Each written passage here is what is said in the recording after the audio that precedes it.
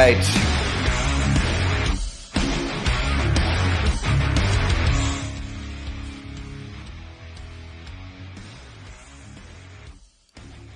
Here we go. We'll just let this linger in the background a little bit. Man, how you doing? I'm doing good. How are you? I'm here. Got on my rainbow shirt. Okay. Yeah. Are you identifying? No, it just says this is my killing shirt. Oh, okay. That's Gotta be funny. Yeah, first one in did you do one last week without me? I did not.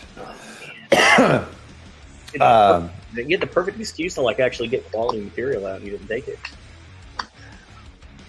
I had a couple of things being juggled, and things just went sideways, and so yeah, it did not happen. So it's the first one in 2 weeks then. This is big updates with Mighty Networks. So I've This heard. week's had my hands full there, but it's exciting. So yeah, being able to set up a group, independent collections inside of that. I got a couple of groups that I'm building things around for now, along with the Iron Council. So Nice. it's been really cool. I mean, Mighty Networks has needed a revamp for a while. Yeah, and I think the way they did it this time with this major update, hands down, there's nothing like it. Might actually make them a player on the big field. I don't think there's any players necessarily. I mean, tell me if I'm wrong. Tell me if there's some other platforms out there that can do it, but I mean, you can't do what you can do with old Mighty on Facebook. That was just never going to happen. And without having so much oversight and scrutiny on things, man, it's just been a great platform. Perfect? No, absolutely not. But stable for the most part. But with these new features that are coming out, it makes you look. I don't even think anybody needs a Facebook account other than just a landing page. Really? Going, yeah. I don't think you need a Facebook group to gather people anymore. You just need a landing page going, hey, business is over here. I mean, I've been on Facebook like 3 or 4 times, so yeah, I get no value in it anyway. I don't build anything existing over there. Yeah. It just happened that one of my really good friends had a business selling essential oils, and she never posted anything political, never posted any firearms related stuff, and Instagram just nuked her page last week, no explanation. She had like 80,000, 90,000 followers. She was making a ton of money a month, and they were just like, all right, well, cool, no explanation, just bye. Nuked her. Did she lose a group or did she lose a page? She lost her entire Instagram page, which was what she marketed all of her essential oils, and she was one of the Young Living people, but like one of the first ones. That's stupid, though. Yeah. Look, you're using a free platform. You can do it anyway. You're just so vulnerable. Yeah. Anytime you try and build a business around something for free and you're not understanding the rules, that's self-sabotage in my book. Well, I'm not saying it wasn't. Yeah. But that's not what they sell you. They sell you this other, but you can't believe them. Yeah, you can But no, I mean, you should always have a backup plan when you're. I watch guys. Who's the Glover? Mike Glover? Yeah. He's forever had multiple accounts and just. He's so anti-grain, against the grain anyway. So I mean, he's just asking for trouble. Yeah. But to get into something that gives you a solid foundation and building around of, I haven't heard any horror stories of Mighty. Well, it's the ability to manage your own content and moderate it, I think, is what Mighty Networks gives you that nobody else has. That's their selling. As far as functionality go, I think everybody else had them pretty licked until this update. So tell me about it. So if the way I'm seeing it right, I'm still getting my head around a lot of things. I wish I had a lot more information sooner than what I did, but I've been gathering things over the past couple of weeks. If you do it right, from what I'm understanding, is you don't even need a web page anymore. You can make your landing page from your Mighty just as stable, a one pager, a full streaming, have all your content on the one page, that drives you traffic. That you can have courses and paid subscription to get from that landing page to get inside of it. You don't have to have multiple landing pages around. You can drive people into it for free, and then have paid subscriptions into groups and courses and stuff like that behind the scenes. And so, set things up at different levels. Yeah. So you could have, so you don't even need a Patreon account anymore. No. Drive Patreon people to the inside. Yeah. And then go, hey, I'm building this over here. If you want to throw me a couple bucks, I'll send you early content over in this group over here. If you want the full bang version of it, you can just subscribe into this. So they just gave you a whole sales funnel, basically. Like there's no multiple things to the funnel anymore. I like that. No. Fairness to loyalty, right in one platform. I think they'll, if they can get some automations down, but they give you straight access to Zapier. You can build your own automations. So you don't even need a ClickFunnels account anymore. Okay, well, I might be moving over to Mighty Networks just for some dodgy businesses. Good plan.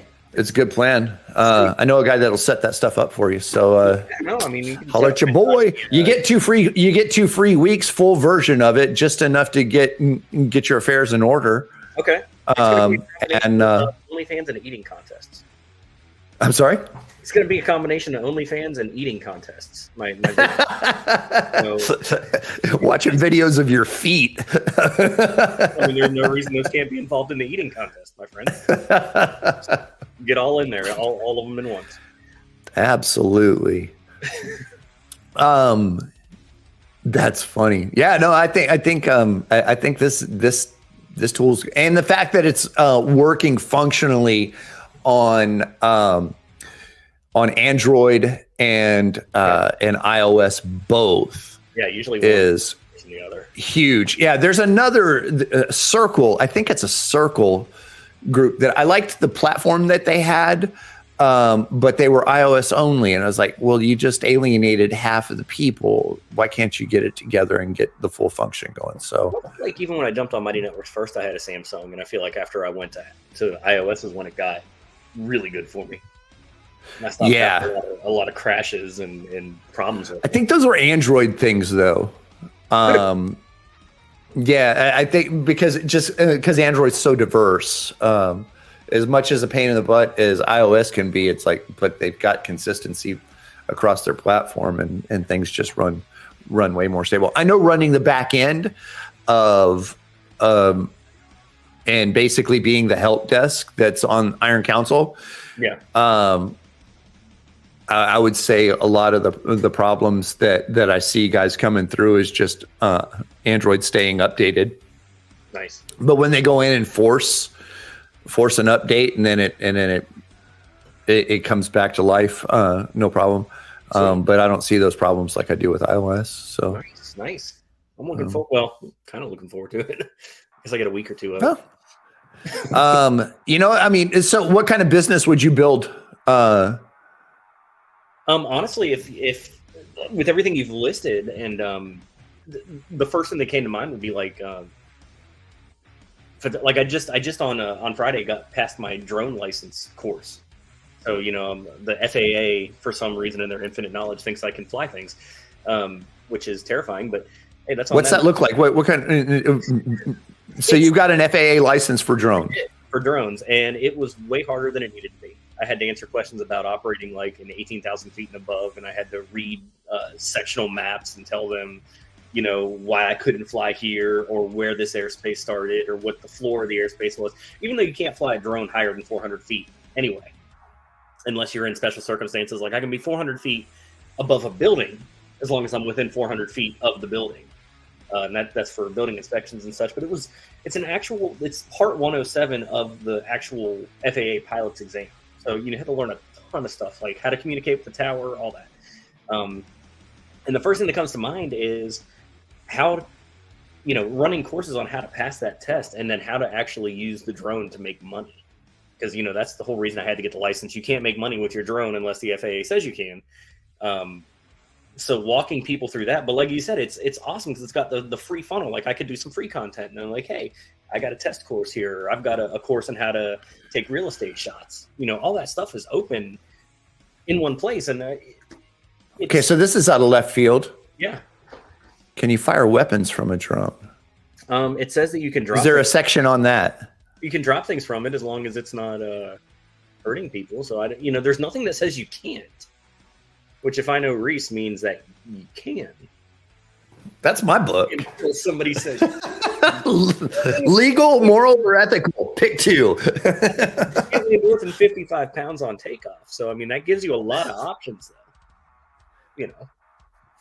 But nothing saying you couldn't. And then there's the delineation. It's like, I'm going to drop something from this drone. It may not detonate for an hour. or two, or maybe at all. Or two.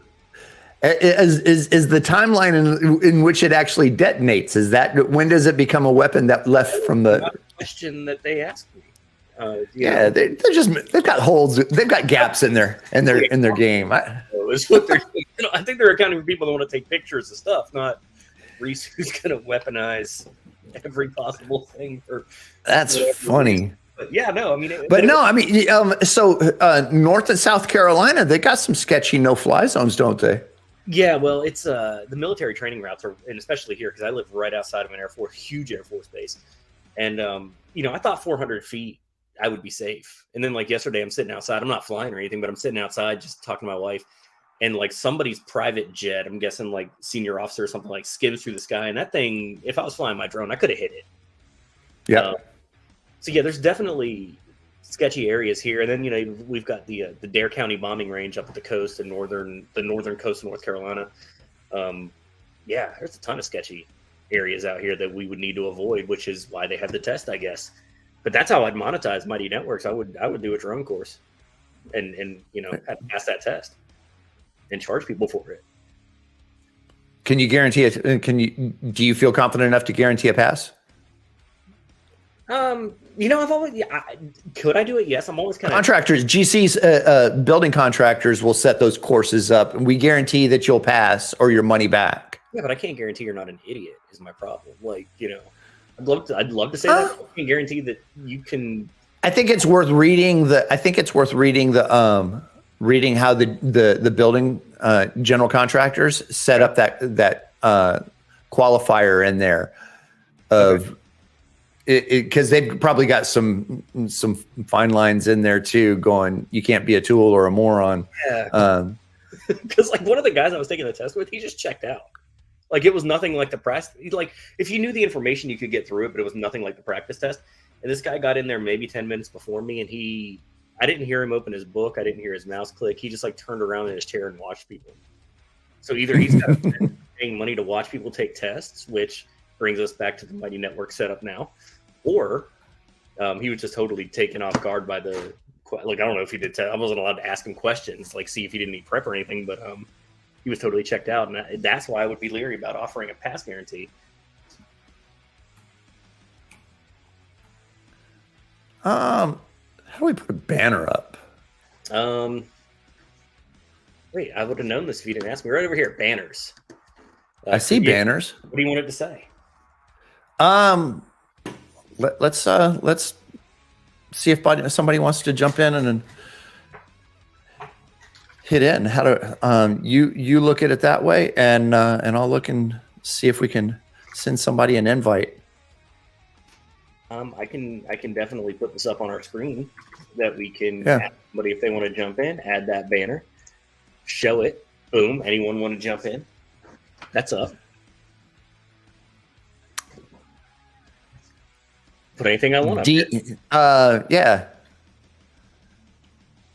Can take it back. Okay. Here, let's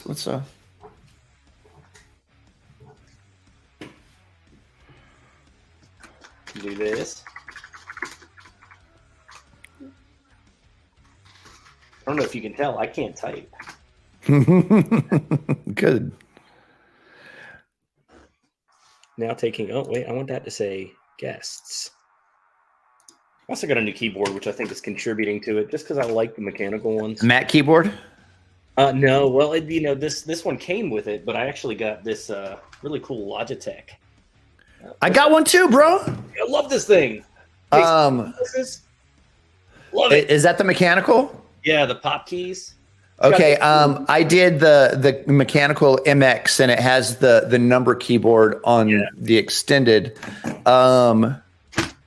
I love it. I like it. And here's why I got this over. I had a Mac keyboard, and I sent it back and got my money back.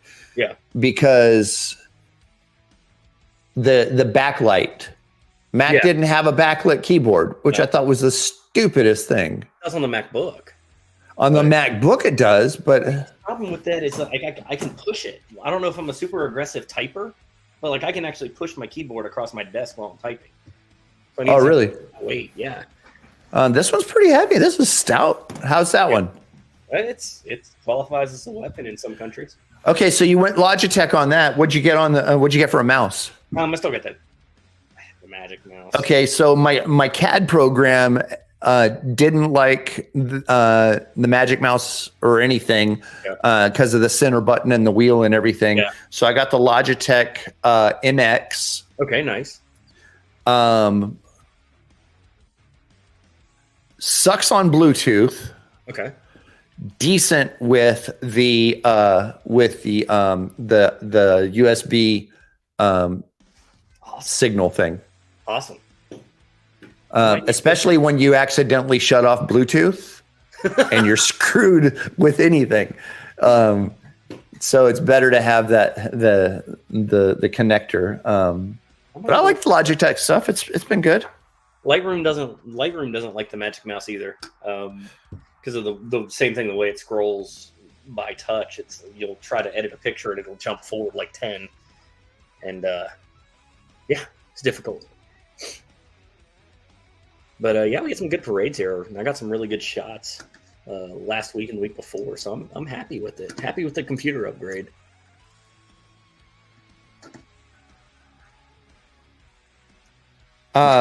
Yes. How does this work? Here we go. There we go. Yeah.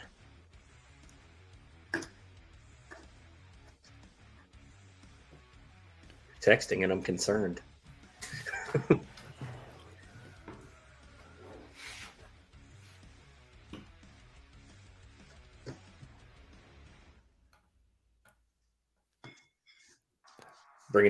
So I was jumping around trying to figure out how this platform worked, and as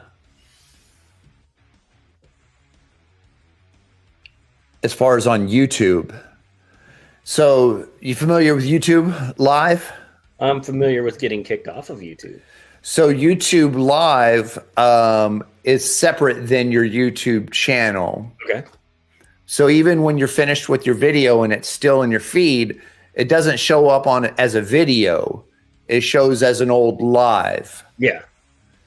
So I think what we have to do when we're done with this is then I upload it to the videos. Okay. And then then that would be have it in the feed of my YouTube channel. Sweet. But it doesn't, unless I'm doing something completely wrong. And if anybody's got any comments on doing that, then by all means, hit me up and educate me. Because it would make sense of going, oh, it's a video now, so it goes into your live feed. And it's like, no, none of these videos show up. It still shows up in Facebook though. So yeah, it does. But if it makes sense, it's not going to run that way. We should know this.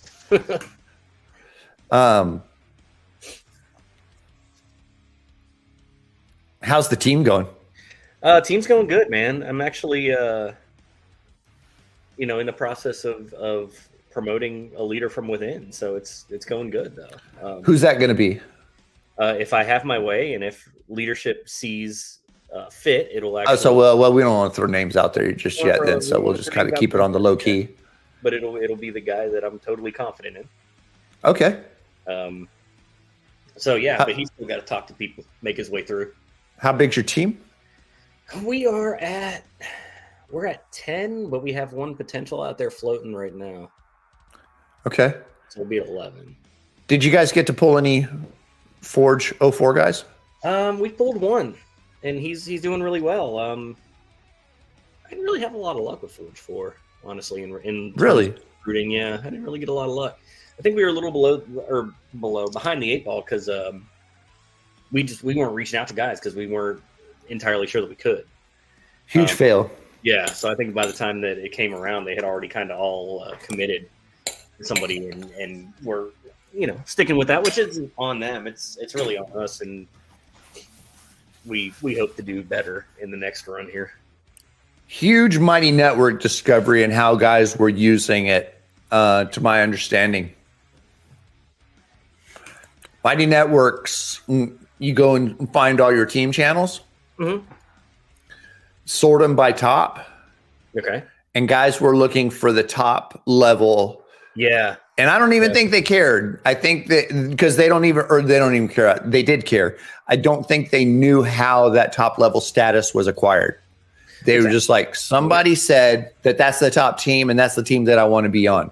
And it was usually like Carbon or something. Carbon, I think, usually helped. Broder has floated to the top as top team. Oh, really? Interesting. And a couple of others. But there's an algorithm that happens inside of Mighty Networks, and it's brilliant. Okay. All of the activities of the people inside of that channel constitutes the activity of that team. Nice. Well, the team chat is adding up in that tally as well. Interesting, because ours is dead. Your team chat is? Yeah, I killed Signal, that's it. That they didn't keep going. Yeah, it's got to get spurred on. Our chat's active, not like constant, but our team thread, our guys have to be intentional about posting in there, just to be deliberate, just to keep the algorithm going. And I'm pretty, how do you say it? Intentional as far as I'm pretty intentional about like, hey, this is a good topic. Go throw it in the channel. Yeah. Just because I know that it's going to spur the algorithm again and let there be a record of something of sorts. Because look, posting up a post in there, it's edited. It could be cleaner and everything. But when a guy gets a good dialogue going, it's good content to have there. But there was one team, and team shall remain nameless. Was it Corsair? No, but they were dead last. Okay. And it was a legacy team too. And I was like, why are they dead last? They're a legacy team. What's the deal? Why is that the case? So I ran it up the chain and going, hey, these guys, have they alienated? There's like no activity. So they reached out and said, oh no, they're active, but they're using a third-party app. I was like, all right, cool. Well, at least now we know they're still around. Yeah. That's good. I don't know what was said to them or whatever the case may be, but what was said to them? That's been covered several times. It has been, but I think it was one of those. It was a team. The team lead was handed off, so he didn't understand how emphatic that keep it inside of the network kind of thing is. So they ditched Signal, took all his comms back and kept them inside of the Mighty Networks, and he dropped from dead last and moved himself up 10 rankings inside of a week. Oh, interesting. So it does work. That chat thread was that important. System works. Okay. Yeah. Nice. So I thought it was kind of fascinating. Yeah. Yeah, especially somebody like you that likes data like that. Well, I mean, it's not that I like the data. I can really give two flips about the data, but if you see the platform working, that fascinates me. Yeah. And I like playing with it too, because my ranking stays up pretty high. I stay pretty active. Mm-hmm. But then you see somebody, Jay, Jardulo, he's forever on top. And anytime I see myself creeping up on him, I'm like, ooh, there's a game. It's game on, you know. Sending random messages to people, bump me out. Yeah. But you see the guys starting to re-engage, and they start to understand how the system works and how the game works, and stay attracted. I think the biggest thing that's helped that for me anyway is Masculinity Manifesto. Yeah. Recognizing authority, influence, and credibility, and how you can skew the system just by leading people with one of the, you know, if you don't have authority, you could up your game still with influence and credibility. Modern day Dale Carnegie there. I'm sorry? Said modern day Dale Carnegie. Absolutely, man. Influence people. Yeah. I mean, you've got people with tons and tons of followers, and they're dumber than a box of rocks, but yeah.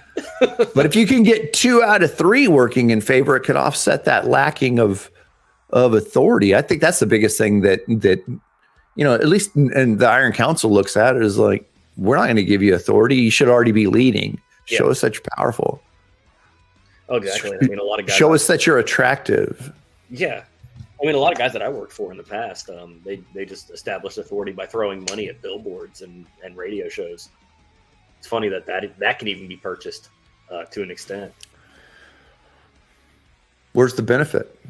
Well, I mean, the benefit let's keep in mind we are talking about financial advisors that are just selling a service. So as long as you can get people in the door, but a lot of that was just through buying as much airspace and airtime and so it's perceived influence. Yeah, it's perceived at 100%. It's not actually there. But you know, a downfall of financial services industry is it takes a long time to find out that person was not maybe the best, unfortunately.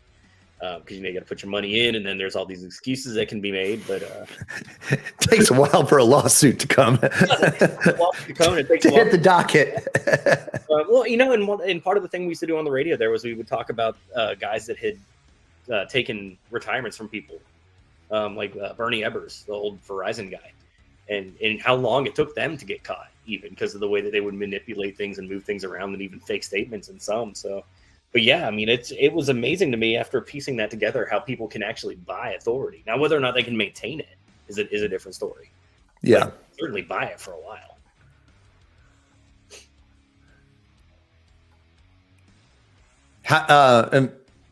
Do you have a lot of financial services clients that keep that kind of thing, keep you working for those billboards? Oh, I wouldn't know, man. I've moved out of that realm. Okay. Long time ago. I'm focusing on outdoor people. I mean, I do stuff for real estate people. I do stuff for police departments. I do stuff for different, because you know the money's not there in outdoors yet. But one thing I will no longer touch is financial services. Really? Yep. Will not ever again. Don't care how much money you throw at me. Will not touch it. Why? It's shady dudes. A lot of them have multiple families and stuff. Yeah. I don't really. Yeah, a lot of them, you know, money, they get money, they come from no money, they get money, it goes to their head, they start, you know, second families and all this, and no discipline, and no integrity, but then they want you to take advantage of that with them. And I'm not saying everybody is like this by any means. I'm just saying that in my experience running these things, I would rather just not be involved. Yeah, I got you. This kind of people. So, yeah. It was an interesting run. So who do you like now? My ideal clients are people, you know, small businesses, people that are, you know, mom and pop shops. Outdoor influencers are huge. I'm really trying to get in more with them. That's actually why I got the drone to begin with. And then through talking to real estate agents here in North Carolina, Eastern North Carolina specifically, there's a ton of farmland being sold, and they have to be able to capture it and draw out the little lines where the property goes and all that. So working into that. But my ideal people that I want to work with are outdoor companies, outdoor influencers, people that need that, because I like to spend time in the mountains anyway, in the outdoors. So like, why not monetize it? You know. So that's telling you, the future's in weapons with drones, man. That's your thing. If you can figure out the legalities and the logistics, man, that's your opportunity. Well, I mean, as long as it doesn't weigh 55 pounds, nothing said I couldn't. I mean, it just you're said you're the 54-pound hitman. It just said I couldn't drop on people, but you know. Actually, I think the specific example of golf balls. You want to drop a golf ball from your drone, and I was like, why would I want to drop a golf ball? Like, if I want to drop something, it's gonna be cooler than a golf ball. I mean, come on, like water balloons at a concert was the first thing that came to mind for me. But no, you're not allowed to drop over people. Actually, you can't even fly over people. It's really kind of a letdown. Really? Without an FAA exception, you can't even fly over people. Wow. So whenever you see those massive shots of like over a parade or something, they had to request that 90 days in advance. Like, this is the stuff you didn't know. Like, you first get that's interesting. Like, awesome. Okay. Like, do parades? No. Too much paperwork. What kind of needs would your clients be looking for flying over people? So if they're involved in the production, you can fly over them. Like, if they're on your team or they're in your thing. Oh, because they know that they're there. You just can't fly over like when we go up and we're in Maine and they fly the drone up, that's fine because we're all involved. We all know.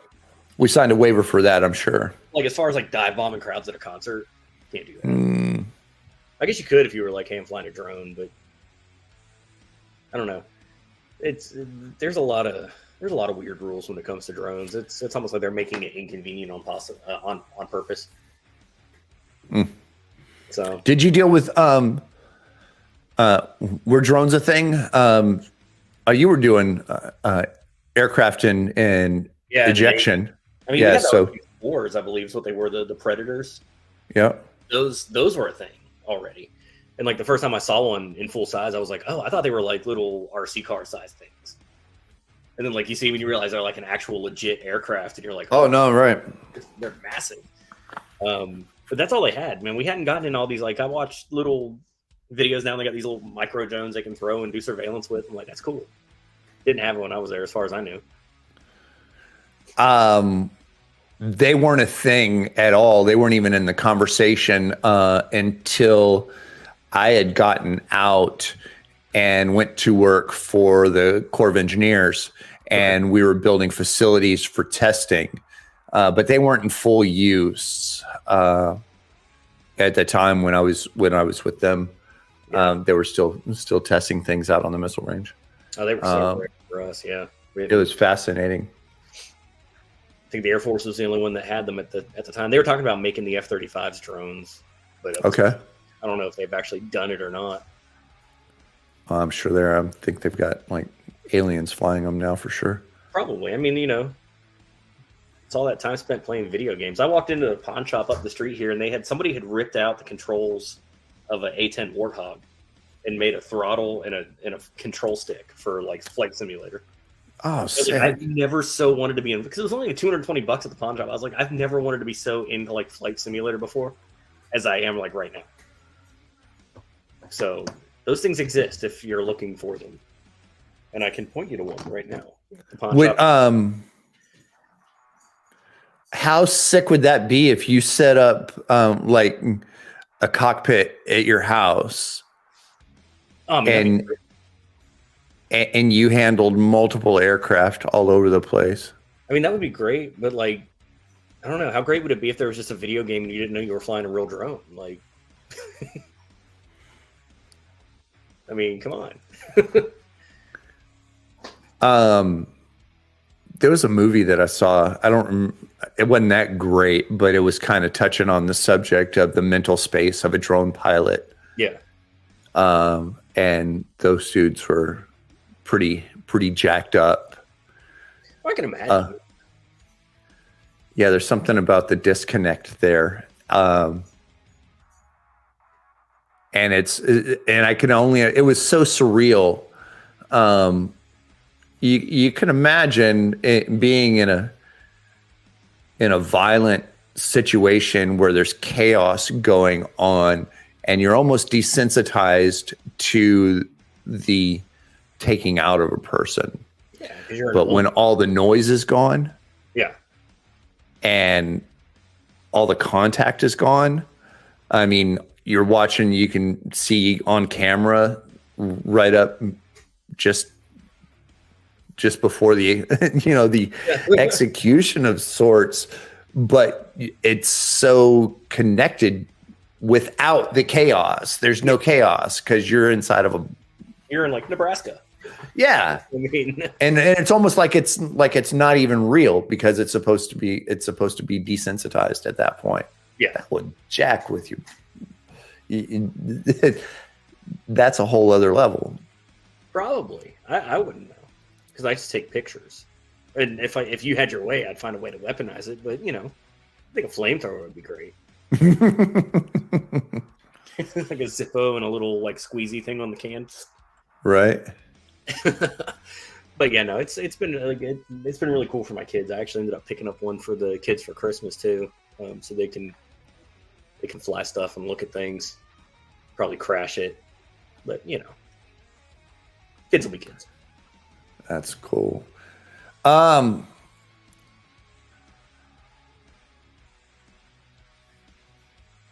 So your team's coming up, getting ready to jump into a new direction. How good was the team for their growth?